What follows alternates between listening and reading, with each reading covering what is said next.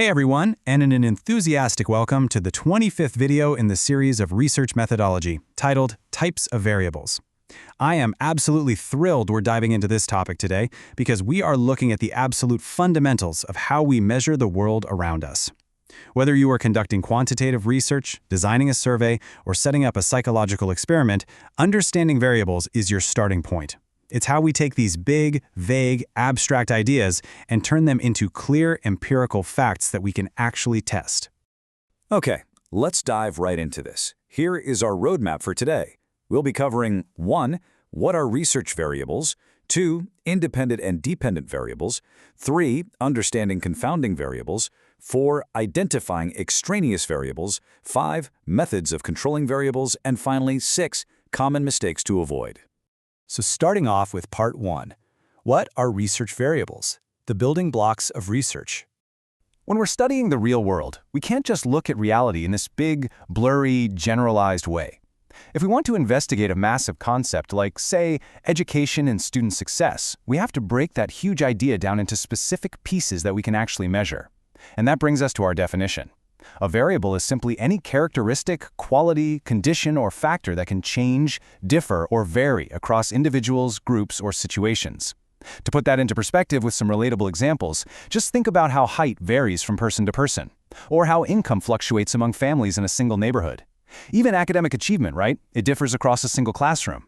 These variables can be numerical, like your age, or categorical, like gender. The bottom line, if it can vary, it is a variable. This is a great quote from researchers Kurlinger and Lee that hits the nail on the head. They note that relationships among variables form the basis of scientific explanation. This is absolutely crucial to keep in mind. Variables aren't just, dry technical jargon you memorize to pass an exam. They are literally the fundamental building blocks of all quantitative research. It's like a giant puzzle.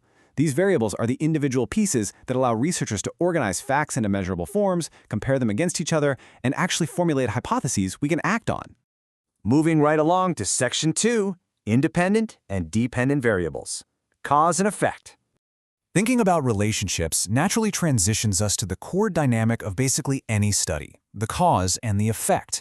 To establish this relationship, we have to track two primary types of variables throughout our research design.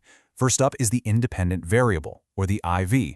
This is the variable that the researcher presumes will influence, predict, or cause a change in another variable. In experimental research, this is the exact factor that you, the researcher, will actually manipulate or tweak to see what happens. The crucial thing to remember here is just basic chronological logic. The independent variable has to logically come before the outcome in a cause and effect relationship. It is the predictor. It's the thing setting the whole chain of events into motion. Now, what's really interesting is when we look at these two side by side, it really helps you grasp the whole dynamic. On one side, you have your independent variable, the presumed cause, the thing you are actively manipulating or selecting. And on the flip side, you have the dependent variable, the outcome, the effect, the response. Basically, you manipulate the independent variable, and then you just sit back and measure the dependent variable to see what changed. One acts, and the other reacts. Cresswell and Cresswell explain this beautifully. They state that dependent variables are outcomes or results that researchers seek to explain through one or more independent variables. But here is a super critical point for your own research design. You absolutely have to clearly operationalize, meaning strictly define this dependent variable so you can accurately measure it. Let's say your dependent variable is academic achievement. Well, how exactly are you measuring that? Standardized test scores? GPAs? Imagine trying to measure academic achievement by just asking students, hey, how smart do you feel today? Right? That kind of vagueness would totally ruin your entire study. You need a rock-solid objective metric. Let's look at a concrete example that we can use as a through line for this explainer. Imagine we are studying the effect of a teaching method on academic achievement. Our independent variable is the teaching method. We might manipulate this by having one group of students learn through traditional lectures and another group learn through hands-on, activity-based learning. Our dependent variable, the outcome we are measuring, is academic achievement, which we've strictly defined as their final exam test scores. We explicitly change the method, the cause, and we carefully measure the scores, the effect. Simple, right? Which brings us to Section 3, Understanding Confounding Variables, the Hidden Distortions. So up until now, this all sounds pretty straightforward, doesn't it? But we have to introduce the obstacles that researchers inevitably face. Think about it. How can a researcher ever be truly 100% certain that their independent variable is the sole cause of the change in their dependent variable? What happens when outside factors quietly sneak in and completely distort your results without you even realizing it? Enter the confounding variable. This is an outside variable that is related to both the independent variable and the dependent variable. And because it's tangled up with both of them, it creates a false or exaggerated relationship. Think about the word confound. It literally means to cause surprise or confusion, and that is exactly what this variable does to your data. As Shadish, Cook, and Campbell point out, confounding variables mix the effect of a treatment with the effect of another variable, making your causal interpretation completely uncertain. Honestly, they are a massive threat to your study's internal validity. Let's look at a scenario that brilliantly puts this into perspective: the private coaching conundrum. Let's say you want to study if attending private coaching, your independent variable, improves exam performance, your dependent variable. You look at the data and boom, the coached kids do way better on the exam. Case closed, right? But wait a second. What if the students who attend private coaching also happen to come from wealthier families with far more educational resources at home? Family income is directly tied to affording the coaching, and it's directly tied to better exam performance. In this case, family income is your confounding variable. It totally distorts the picture. You literally can't know if the coaching actually worked, or if it was just the family's wealth and resources driving the higher scores the whole time. All right, moving to Section 4, identifying extraneous variables, the broader obstacles. So, confounding variables are highly dangerous, but they actually belong to a wider, broader category of obstacles you have to navigate. Extraneous variables are any outside variables, aside from your independent variable, that might influence the dependent variable if you leave them uncontrolled.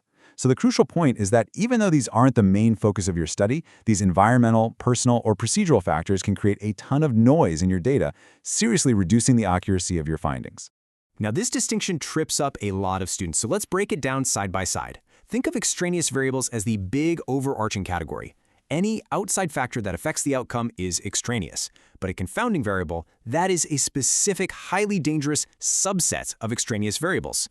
An extraneous variable only becomes a confounding one when it is linked to both your independent and dependent variables, creating that false link we just talked about. If you ignore a standard extraneous variable, your results might just be a bit inaccurate or noisy. But if you ignore a confounding variable, the main danger is drawing a completely false, invalid causal conclusion. Let's bring this back to our teaching method example. You are testing lecture versus activity-based learning. What might the extraneous variables be? Well, it could be the classroom temperature or the noise level during the test. It could be the time of day. Maybe the lecture group tested at 8 a.m. and half of them skipped breakfast, so all they can think about is food instead of focusing on the exam. It could be student motivation or even the teacher's experience level. None of these are your main focus, but honestly, something as simple as someone using a jackhammer right outside the classroom window can completely skew your test score data. Let's pivot to Section 5, Methods of Controlling Variables, the defense. Since the real world is incredibly messy and full of variables actively trying to ruin our data, we have to play defense. We lean on academic authorities Campbell and Stanley here. They state that control of rival explanations is essential for establishing internal validity. This is basically your call to action. As a researcher, your primary responsibility is to identify and neutralize these rival explanations before they completely derail your study. Let's move to and see how this builds step by step into an actual defense strategy. How do researchers fortify their experiments? First up, randomization. By randomly assigning participants, like literally flipping a coin to see who gets the lecture and who gets the activity, you ensure that hidden differences like student motivation or family income are distributed equally across both groups. Second is standardization. This means keeping procedures identical. Every single participant gets the exact same instructions, the exact same room conditions, the exact same time limit. You strip away the environmental extraneous variables. Third is matching and restriction. Controlling participant traits. You might deliberately restrict your study to only 10th graders to eliminate age as a factor, or pair up students with identical prior test scores so both groups are evenly matched. Finally, statistical control. Sometimes you just can't control the environment. So, after the fact, researchers use advanced math and software to adjust their findings and filter out the noise of known variables. And that brings us to Section 6, Common Mistakes to Avoid. The takeaway. We are heading into the final takeaway of our explainer. Now that you know what variables are, how they interact, and how to defend against them, let's rapid fire through the major pitfalls you absolutely need to avoid in your own research design. Number 1, confusing your presumed cause, the IV, with your outcome, the DV. Always remember the independent variable acts, the dependent reacts. Number 2, assuming all correlations are causal. Just because two things move together, no way does that automatically mean one causes the other. Number 3, ignoring hidden confounding variables. Remember our coaching conundrum? Never take your initial results at face value, always hunt for that hidden third factor. And number 4, failing to strictly measure or operationally define your variables. If your measurements are vague, your data is literally useless. So I want to leave you with this provocative thought as we wrap up today's explainer. When you design your next study, ask yourself, are you actively controlling your variables, or are your uncontrolled variables secretly controlling your conclusions? Getting these foundational elements right is absolutely crucial for the validity, reliability, and true scholarly value of your research. Thank you so much for hanging out with me today. If you found this exploration of research methodology helpful, please make sure to like, comment, share, and subscribe to this channel so we can keep bringing you more deep dives. Catch you next time.